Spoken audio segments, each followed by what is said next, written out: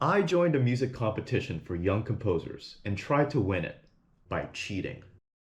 Oh my god, my skin is crawling right now. This is so both hilarious and horrifying. This is stupid. Like, man, history.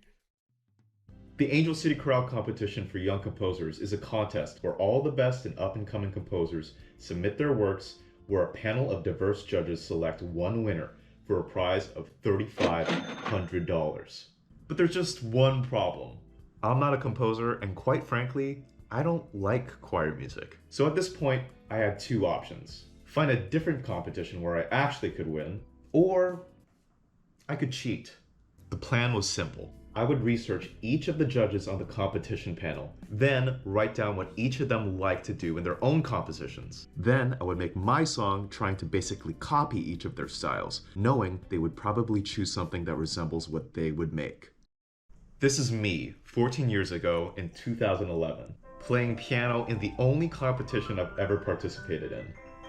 There were only, I think, maybe 4 or 5 other competitors, and I still lost. I mean, of course I did. Listen to this guy. He sounds like ass. So in order to redeem my 12-year-old self, I was gonna need some help.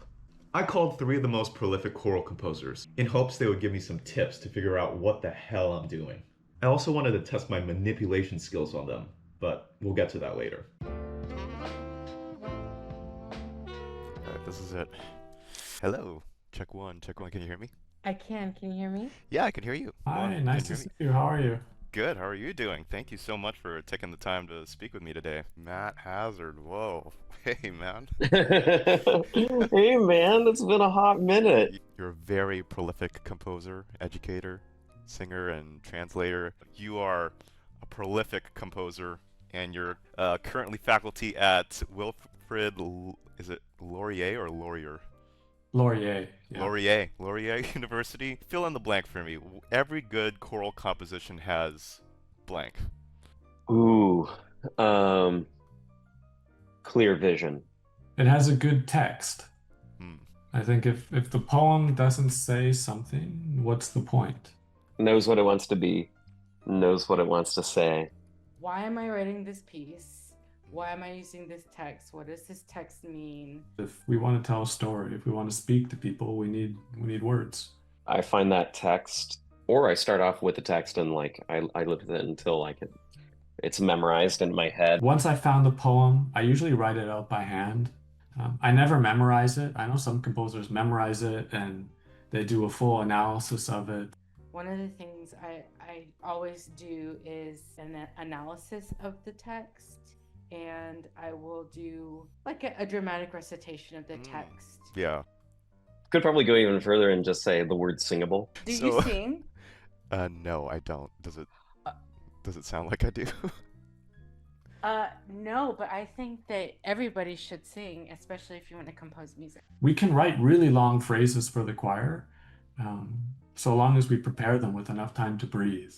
But the TLDR is everything comes from the text. Once I read that text, that will inform the melodic idea, the harmonic idea, speed, structure. The more limitations you have, the easier it is to do your job as a composer. You know, it's not this empty canvas. Yeah. I think so long as you believe in it, go for it. Okay. But I think anything goes. That's the rule these days. Okay. So what are the parameters of the competition? So SATB minimal divisi, 3 to 5 minutes, and it's about like the ground we share, like unity or whatever that means to you.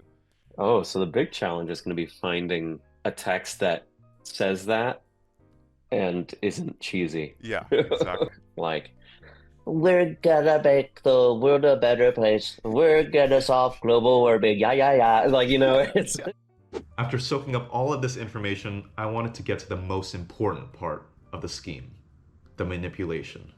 Since I'm banking on the judges choosing my piece, which resembles something that they would make, I wanted to test that idea on these 3. Before interviewing them, I made 3 different short songs, but for one of the songs, I tried to copy their compositional styles. Then I asked which of the 3 songs they would choose to win a contest if they were the judge, hoping they'd choose the song that's specifically tailored to them. If this experiment works, then I'd have more confidence in my scheme working for the real thing. I mean, you should, it's good to know who your judges are because then you can be like, okay, what are they? What are their tastes? But I never write for anyone else other than myself because if you try writing stuff for them, like I'm gonna write a piece that's like feels like this, like it's oh Okay. no, I don't think it's gonna come out right. Okay, before we get any further, because we're getting really, really warm to the premise of my video, let's do a tiny experiment. Okay. I've made 3 very, very miniature compositions for you today, and I want you to pretend to be a judge for a competition. Oh wow. And Okay. and I want you to pretend that you're the judge, and these are the only 3 in the competition. And I want you to Okay. pick the winner. All of them are made by me. So you're gonna be the winner anyway. Yeah, yeah. There's a whole Should point I to this. congratulate you in advance? Yeah. Here's number 1. Let me know if you could hear it.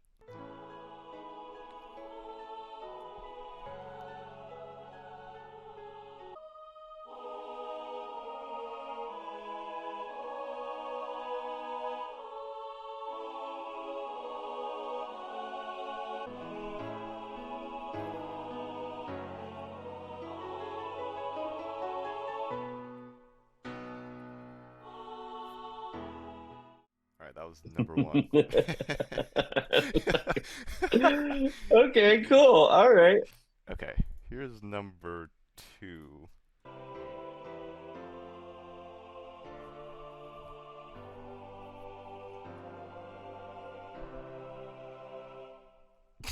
Alright, that was it. Alright, and the last Are one. you laughing at yourself? Yeah.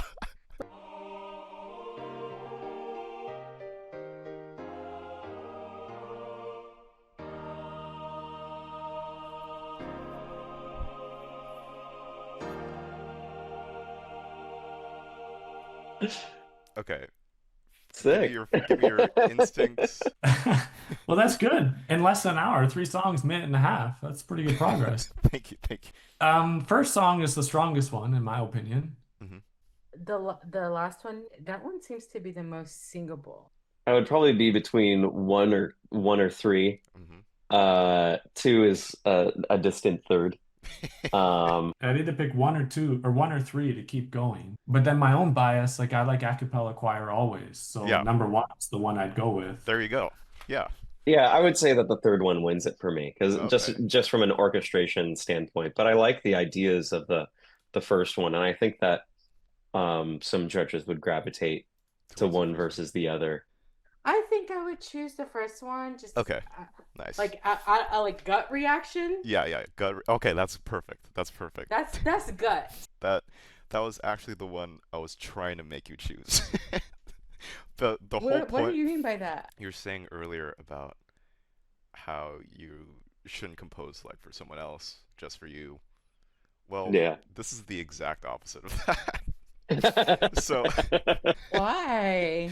and I'm trying to answer the question, are they rewarding who's best or who the judges like more? And it's a question of Ooh. what is the best in art, and how heavy do our own biases play into judgment, especially in competitions.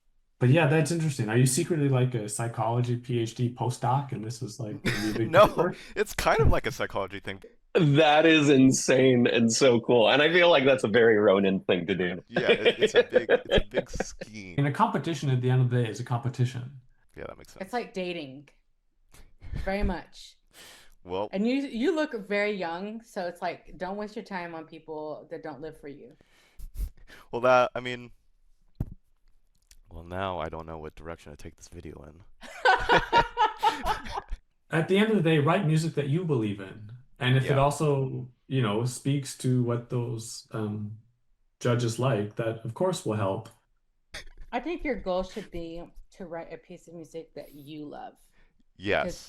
even if you don't win, Yeah. you will have something that you are proud of and that will go into your portfolio, and somebody will see the value in it. Just be yourself. And if they don't choose you, then That's okay. fuck them. Yeah. You know,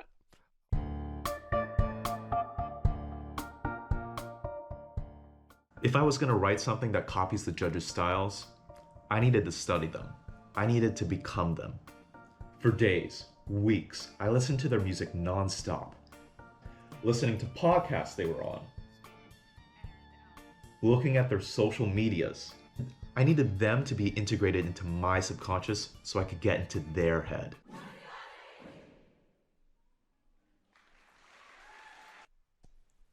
Okay.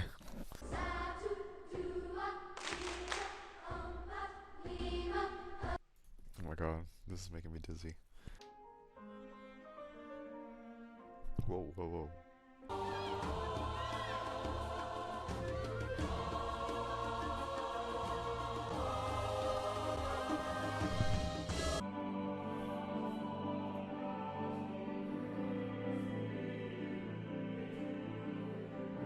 Okay, this is actually a banger.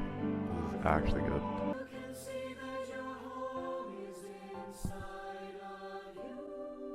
What? You can see that your homie's inside of you? What? So after stalking the judges, I figured out what styles and traits I needed for my piece. Sue Fink, the head of the panel, likes pop anthems or songs that could really inspire an audience. Dr. Christian Gracias likes more rhythmically interesting pieces, leaning towards more of a percussive or a dance style. Susan Labar is inspired by Sarah Bareilles and writes more flowy and lyrical melodies, and her works tend to have the form of like a pop song. Dr. Tracy Wong likes a lot of repetition and leans into like an Asian cultural kind of sound. And finally, Dr. Alan Pecker likes stuff with weird harmony or pieces with a sense of humor about them. So I need my piece to have all of that.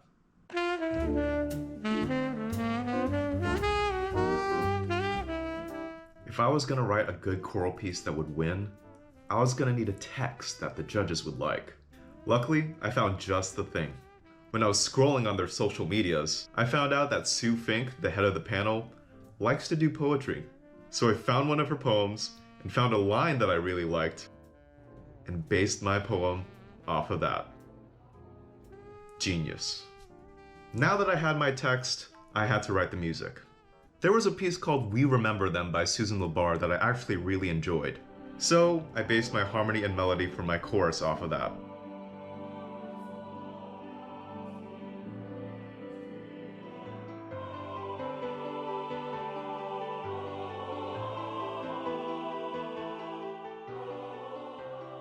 Dr. Christian Gracias likes his interesting rhythms, so I'm having the piano do something cool in the verses.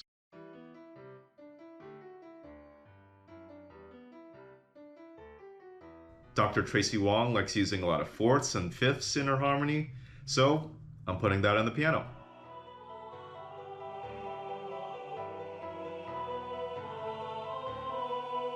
Sue Fink loves cheesy stuff, so I'm putting some body percussion in there for her.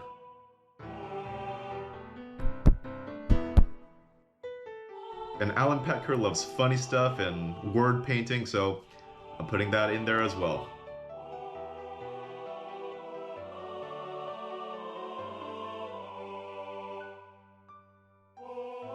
And with that, I made a solid first draft. Ready? Yeah. 3, 2, 1.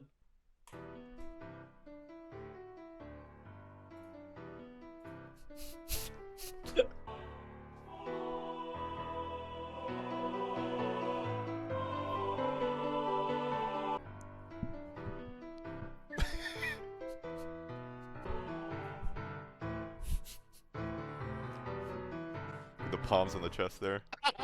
Yeah.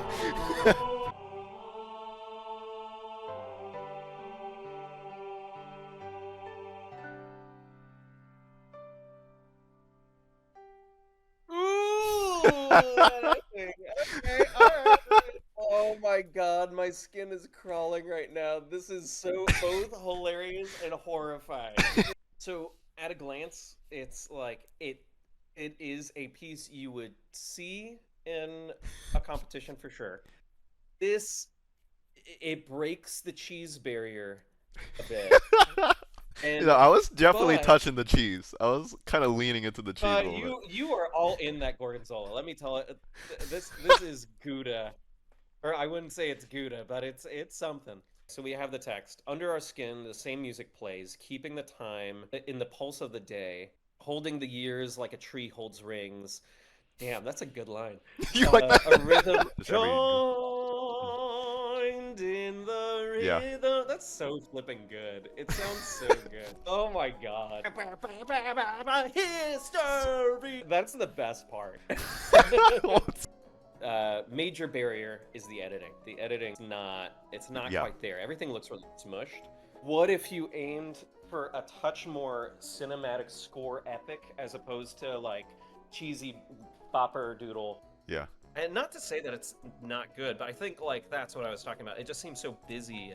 I don't know. Add some prog rock cheese to this. I think the cheese really jumps out when you have Under Our Skin off. The same music plays off. It's like, and now we're show choir. So if you're pushing it on the I mean the palm on the chest is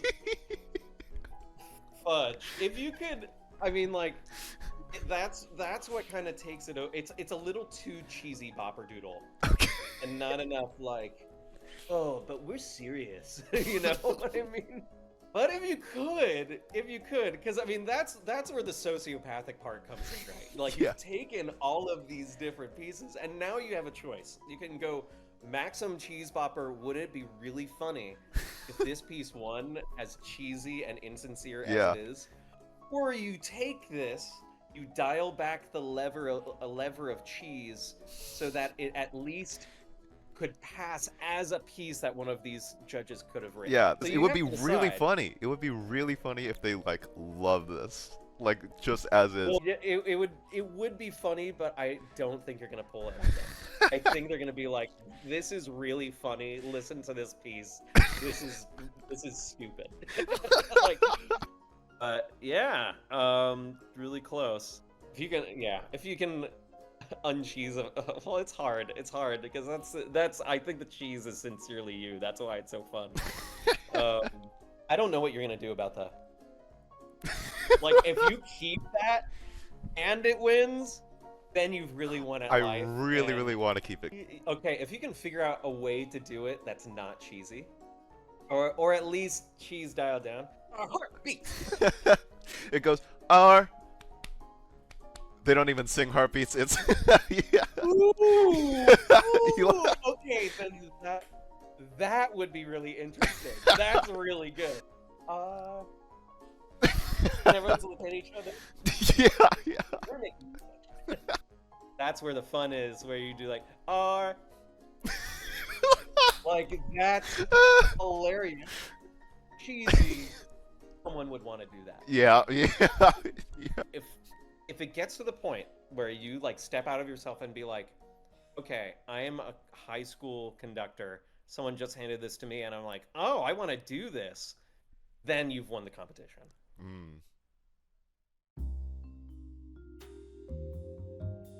It was finally finished.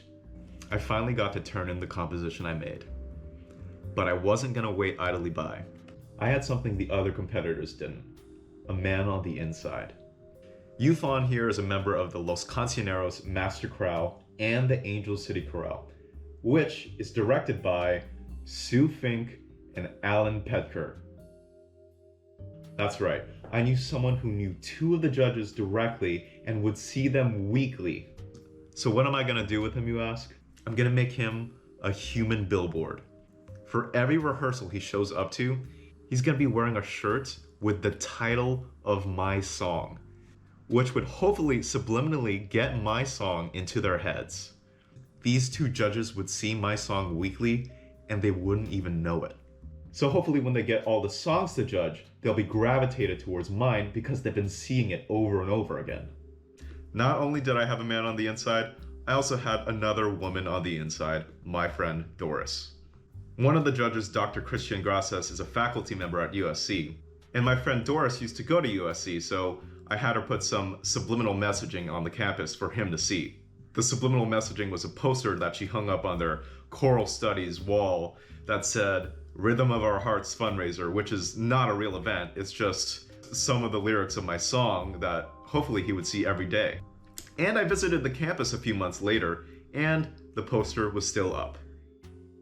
I'm a psychopath.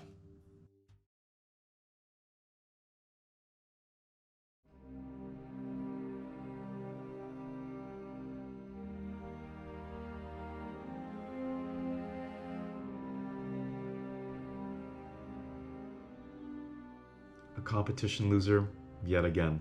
It was always going to be a long shot, and I'm not going to lie, it stings. I thought making something that wasn't genuine would detach myself from it.